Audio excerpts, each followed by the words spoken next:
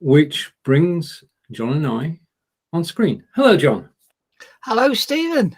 How are you today?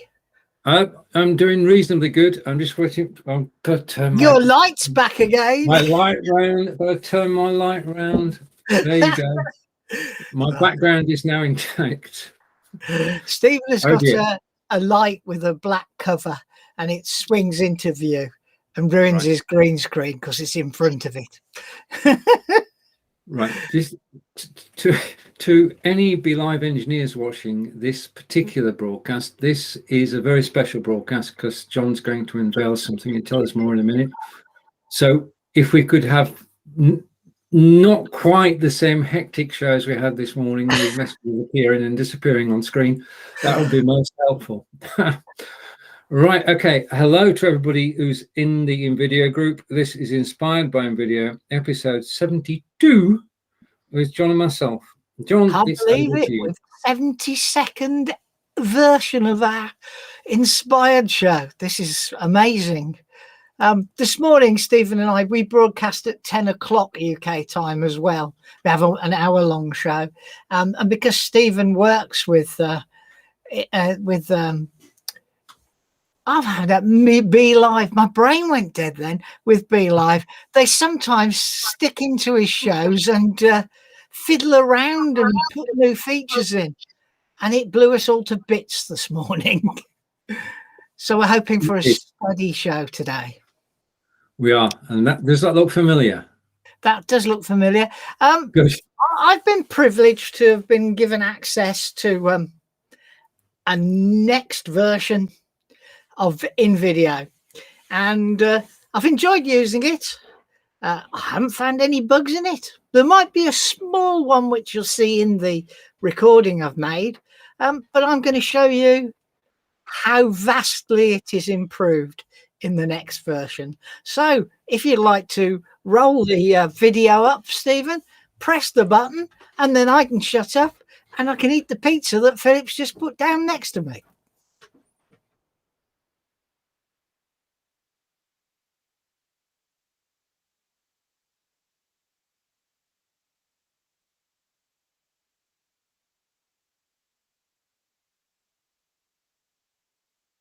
By Invideo show. Here you can learn about how to use Invideo, ask questions. By Invideo show. Here you can learn about how to use Invideo, ask questions, and show off your videos. Stephen Healey is a content creator and facilitator for Be Live TV. I'm John Upton, and I'm a video creator and general marketer for an agency based in the UK called Think and Do. Okay, some of you will have noticed this new resize feature at the top. Now, this allows us to take an existing project, turn it into a different shape, so we simply choose our shape, hit duplicate and resize, and everything is done.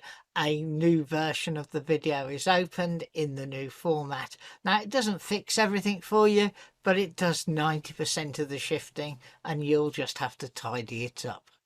However, this area up here is going to become more important.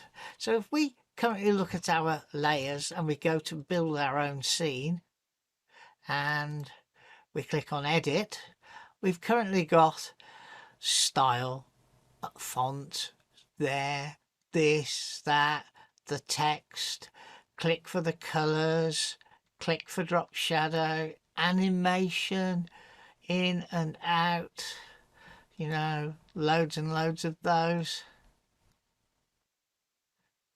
Text box animation, change project colors. So if we want to do things, it's quite a bit of jiggery pokery up and down, but that's all about to change.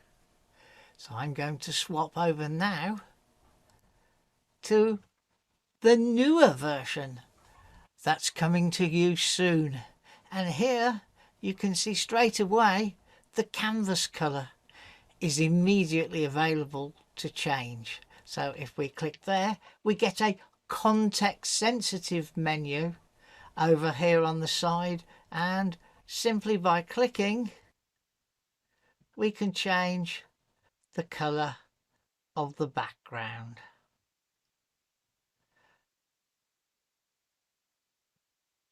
So easy now to change the canvas colour. But what happens if we go into the text layer? Oh, look at this. So much easier than the great big long list down the right hand side. So let's look at our font. And so now we get a context sensitive menu here showing us the different fonts that are available. So we can choose our new font. We can choose the font size. We can do it from drop downs, or we can type it in. And again, we can move it straight to the center. So we can lock it and unlock it. Yeah. So if we lock it, we can go back and put our 190 in. And we can choose our text color. Shall we have a nice red? Or shall we have a green? A yellow? A purple?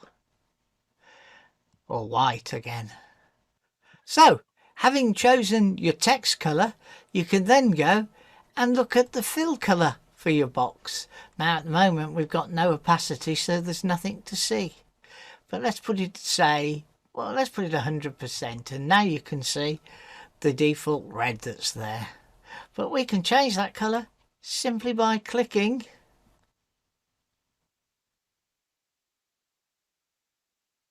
and of course we can still do our custom colour there. So it really gets life a lot easier. And then you can change your text alignment. So we can have it to the left, we can have it to the right, or we can have it centered. And then we can change the line height. So we change the amount of gap between the lines. Yeah. Oh, you can add bold, italics, underline, turn them off, turn them off, turn them off. Add text shadow. And we simply click it on and off using the text there, and we can change our colour as well.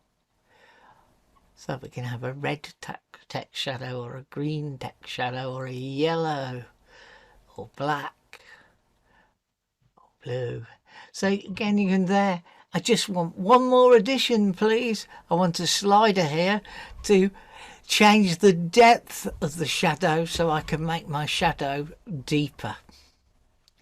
And then I can animate.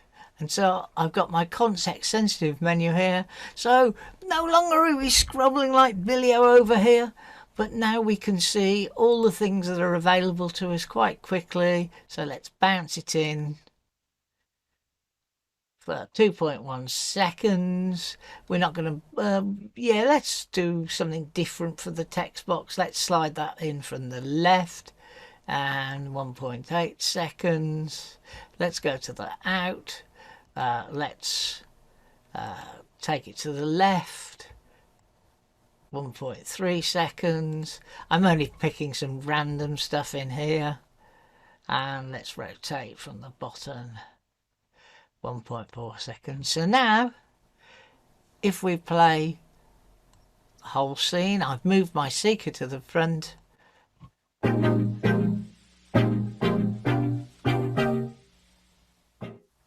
You can see there that we've had pretty good control over, and if we go back in and we select, we can change all of our stuff here. So I didn't like the font any longer. Let's change the font and go to that one. Oh, there it is. It seems to go via another font to get there. Maybe that's something I need to get the guys to look at. Okay, so we've played with text. Let's add a video. What shall we do? Let's choose the children running. Okay, so click here, we'll trim it, and so it's now fitted exactly to my scene. Okay, so let's click done, and now I have a video trim scene. But look, up at the top, let's just pull it so that it fits perfectly. I can trim, crop, fit type, animate, video volumes disabled, speed, loop, blur, all from having the video itself. So if I click trim, it takes me back to here. If I click crop, it allows me to crop the video. Done.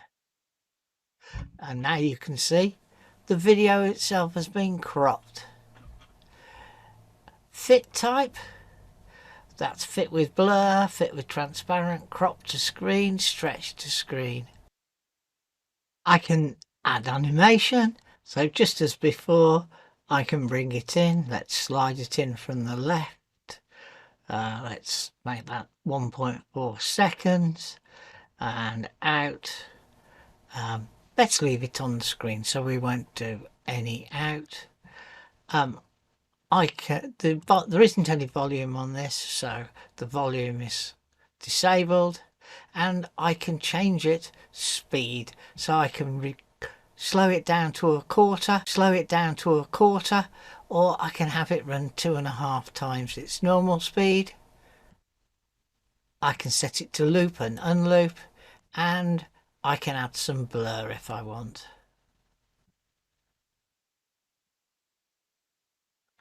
So control again is up here alongside with context sensitive menus. Okay, so now I'm going to add this image to the screen. I'm just going to tag it a little bit to fit.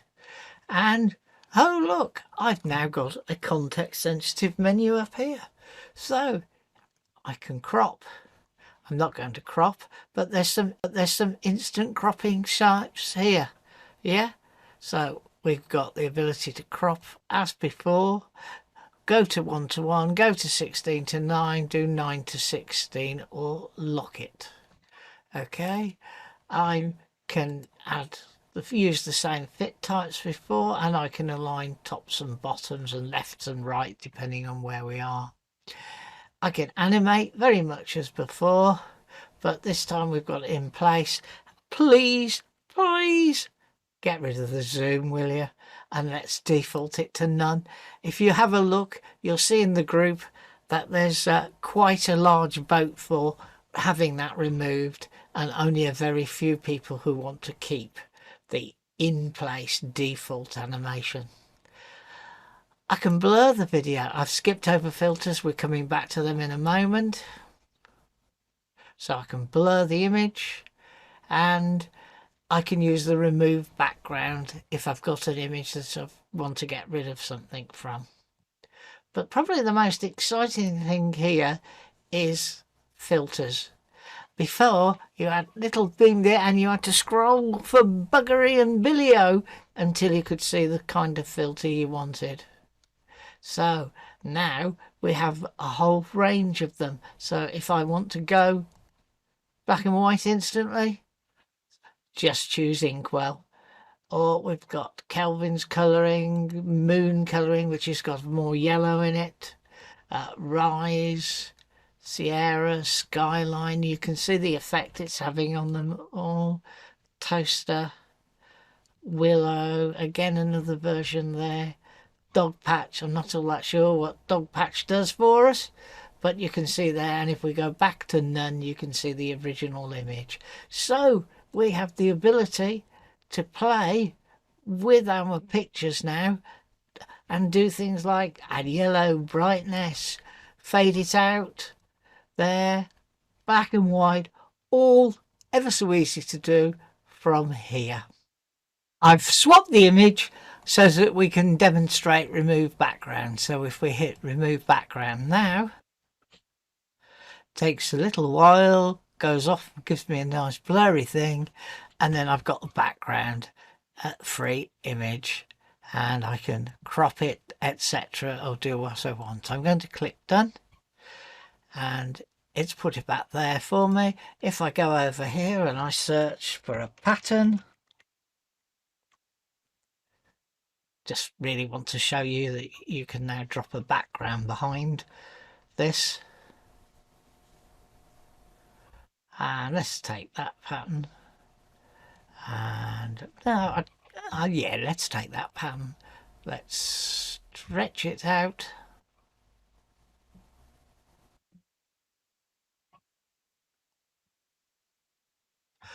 and let's simply swap them round,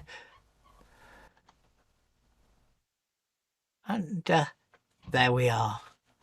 We've got our cutout on a background, and that was really easy to do as well. Adding music remains pretty much the same. Let's quickly just click on here. Let's just add any old one just to there, but we do get a hint up here now telling us to click on edit. Showed you the text entry up here and the text context sensitive menus with the default text that you get when you open a new scene. But if you add one of these, they're available there too, and it doesn't matter which of these you add it with. Let's add this one, then click on this one. You can see that we can change all the things there. So all of the text functionalities are covered. Let's look at stickers. We got lots and lots of selection of animated stickers. Yeah. And you've got some control of them. So if we add this one, we'll make it a bit larger so as we can see it, stick it back in the middle, and we can animate in the traditional way. We can change the way it comes onto the screen, how long, and similarly we can change the way it goes out. So we've got context sensitive from the menu at the top. We can stop it from looping simply by clicking loop and unloop, and we can change its opacity so we can fade it down or make it stronger depending how it comes on. So you can manage stickers again in the same way from a top menu. Okay, so we've looked at other things. Let's have a look at overlays. For those who don't know what overlays are, they're something you can add over the top of your project to give it some functionality. So you can add smoke, and you can see if we play this here and let's stop it. Let's move our seeker to the front, and if we check the element, we can change its opacity so we can make it less strong. And if we play it one more time, I think you get the idea that we can reduce the smoke, and again it's from the top menu here. So we select the element and we can get its opacity changed. There's a whole load of different overlay effects, and you can see if you scroll through, you've got hearts, smokes, colours, effects, tinsels, things, you know, hearts falling down, a whole massive range of things you can play with. Here's an explosion. Let's put that onto here, and you can change the opacity of that explosion so we can see a bit more of her. And if we play that, and if we put our seeker back to there, get the explosion, change the opacity from 64 to full, you'll see how that makes a difference.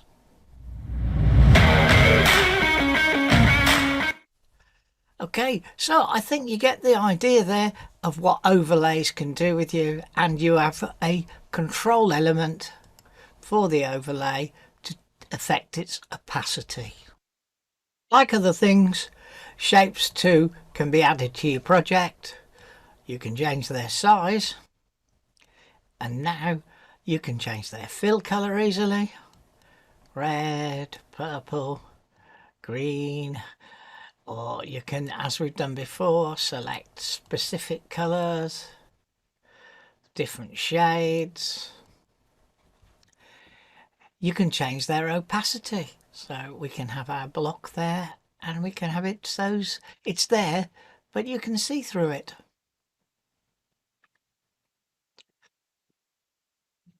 And you can do the usual animate, out, and the in place. And the in place has none on this.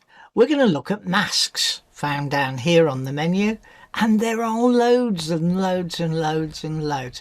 What the masks do for us, they allow us, if let's drag this one on for instance, and then we can pull its size and shape it.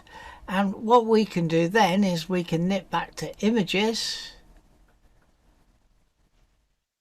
find an image and simply pull the image into there, and the image will be shaped to fit the mask. And as you can see, we've got different capabilities within the mask. In fact, the remove background affects the image that you've pulled into the mask, and to me I think that's unnecessary here, because you're unlikely to want to do that because you want the image to be the shape of the mask. You can blur it as before, and you can do the traditional animation.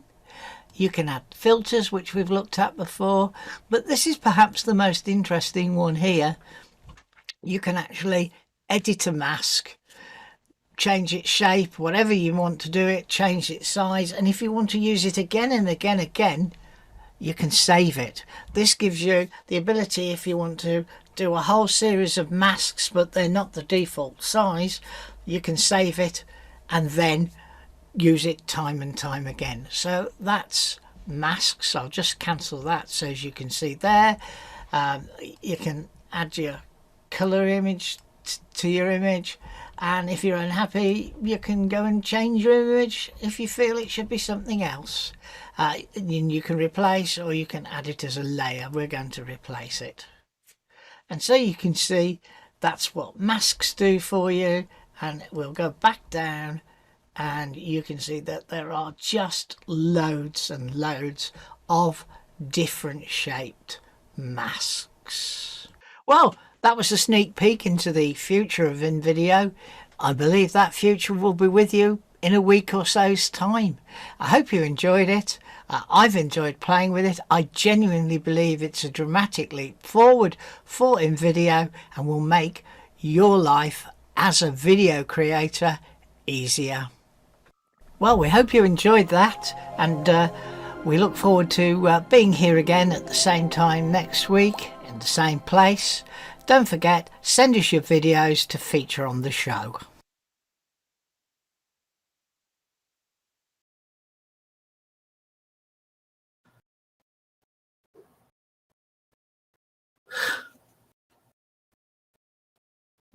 No. I can see the banner. I can see the end of the video, but couldn't see you. Are you there?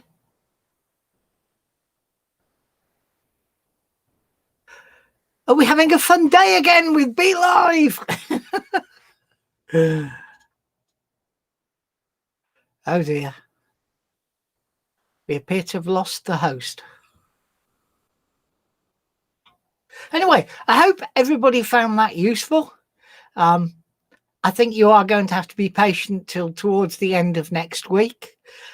There are a couple of things that they still need to resolve in it, but I think it's going to make life a lot easier for every one of us.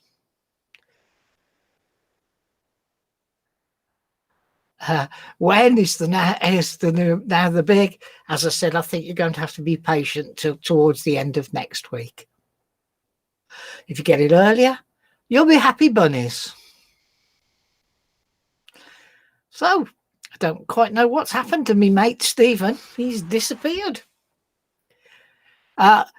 Corinda, if you watched how to swap an image, is just you bring it out, you just literally pull it on top of the one and you choose replace. I'm looking here now to see if there's anything else. I just have to take over. I've already took over. He knows that. It will make life easier. I'm just running through to see if there's a yes, yes, yes. Melody, I totally agree. Yes, yes, yes.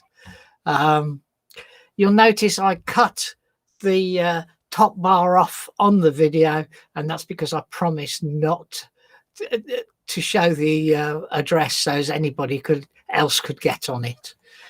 I haven't got much more to say other than there's 3 minutes to fill. Where are you, Stephen? We need to fill 3 minutes. Has anybody got any questions I can answer? Yeah? No? Well, I hope you all enjoyed it. And thanks to the guys for letting me play. I was given the pleasure of having it about 5 days ago. And it's, well, I keep saying, I think it's a giant leap for mankind. So, hopefully, we'll all be happy. So, I'm going to... oh, Stephen wants me to refresh. Let's see if me refreshing brings Stephen back.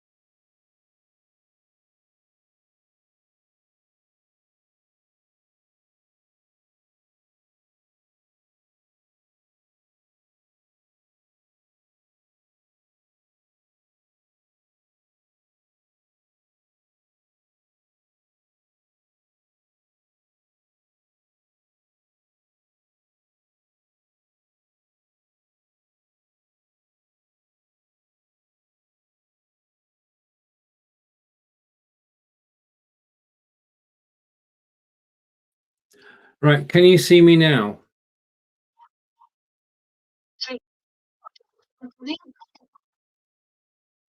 Right, John is actually still here. He's talking away. Say something, John. Hello, I'm here, but right. This is my problem. We've got XSplit VCam just coming up, but we can hear you, and hopefully people can see me now.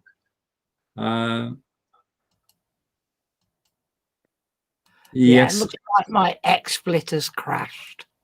Let's so many moving parts. Oh dear. Oh dear. Off XSplit. Yeah, that's what I did. I basically just turned off my background, and that seems to have worked. I'm not invisible anymore. Yes, but it doesn't want to let me kill XSplit. Well, Desktop Manager. I'm trying that now. Good. Okay, if you go Desktop Manager and then come back in with your C920, that should work. Right, I would have said if I had been able to, straight after the video finishing, wow, I think that Melody's expressed that, and so has David and Corinda. Thank you, everybody who's actually commented and watched live today. Hopefully, nobody will actually watch till this part of the video, and they'll all go away and think that nothing went wrong during the broadcast. So they'll stop watching as soon as the video ends, and they won't see me. Well, you couldn't see me, but you can now. And John is struggling to close XSplit. It's in Desktop Manager. It won't go. Or drop out, close XSplit and come back. Hang on. Okay.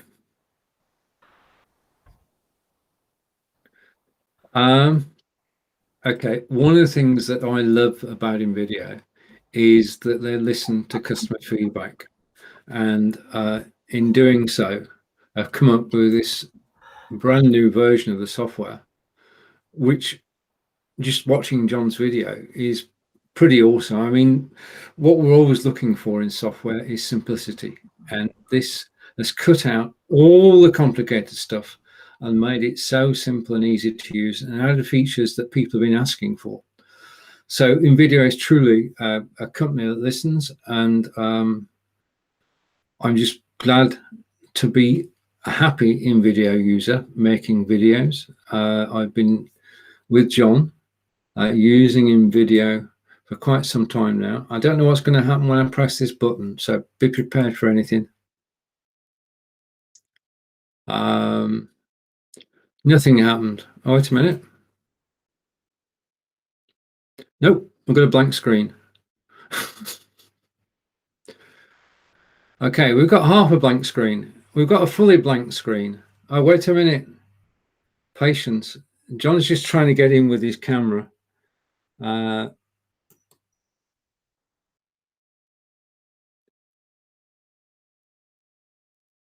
Okay, we've got everything working. The problem we have at the moment is not a BitEye problem. It's, well, it is and it isn't. It's a camera problem, and John can't get his camera to work. No, I've no video signal. And over to Melody. Right. Okay. Good. Yes. Yeah. I'm. If I was a swan swimming, then you would not see my feet paddling underwater to actually stay afloat, and that's exactly what is happening at the moment. I've lost John. I think I've lost John. I got checking the comments on. We always have a back channel, which is Messenger, and I've looked at the comments, and nothing from John. Okay, so we have in fact overrun our half hour. It's been a pleasure to broadcast in the Invideo group again. Kudos to everybody in the Invideo team for producing this new version. As John said, it will be coming, and I'm not playing any song at all. I have no music anywhere on the system, as far as I know. There's only the microphone. There's no music playing. If anybody else can hear a song, name that tune. Okay, thanks, Melody, and thank you for watching and commenting and taking part, and thank you to David. And John and I, as John said, will both, wait a minute, I've lost him again. I'll give him one more chance to get back in, because he did a sterling job on the video. It'd be good if we can get him back in, either with XSplit VCam, his ordinary camera, or no, one last chance. If at first you don't succeed, keep on trying, because eventually things will be right. Probably go right as soon as we stop broadcasting. Okay, thank you for watching. Take care, and we'll see you next week. Bye.